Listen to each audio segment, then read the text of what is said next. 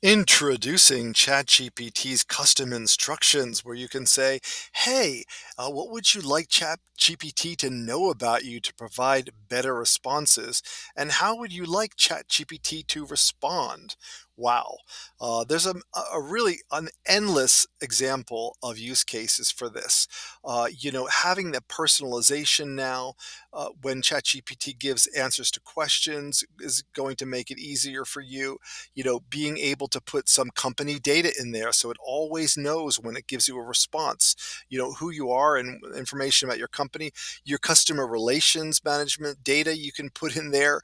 You can create templates so that, you can fill out forms for you. I mean, this customization really is a game changing thing because you are able now to really color and craft the types of responses that ChatGPT is providing you, so it is customized, just like they're called customized instructions.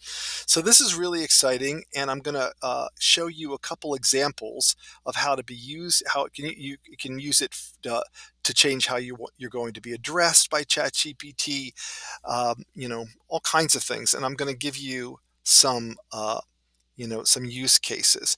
So I told it, my name is Doug. I'm an artist and a speaker, and I coach people in mindset, creativity, innovation, and marketing. Please refer to me by my name. And I like you to respond,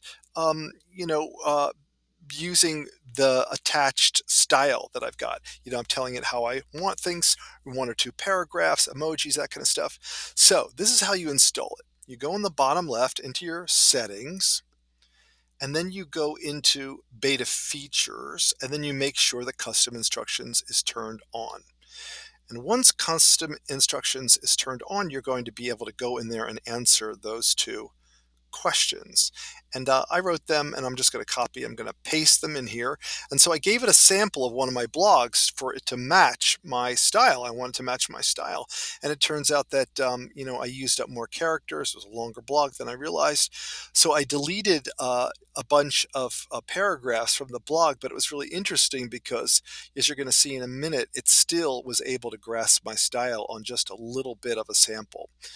All right, so now I have told it how I want to be referred to. I've told it how I want my responses. I want short paragraphs. I want emojis. And now I can say, write an email about my coaching style, and it will be customized now with those qualities. Let's see what it does. That's going to happen pretty quickly. All right. It goes, "I'm Doug, and I'm here to talk about my style of coaching. It's distinct, vibrant, and tailored to your needs."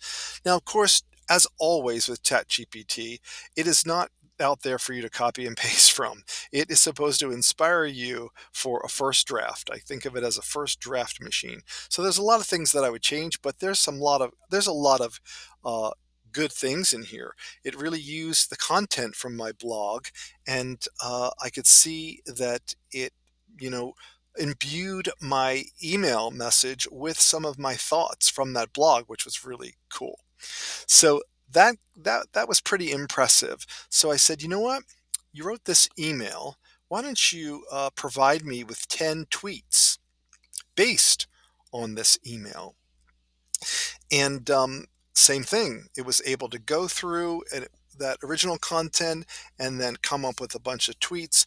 Again, would I talk about myself in the third person and say Doug's coaching is the best? No, but still they're there. So I said, okay, put this in a .csv file so that I could have it in a spreadsheet and use it in all kinds of places.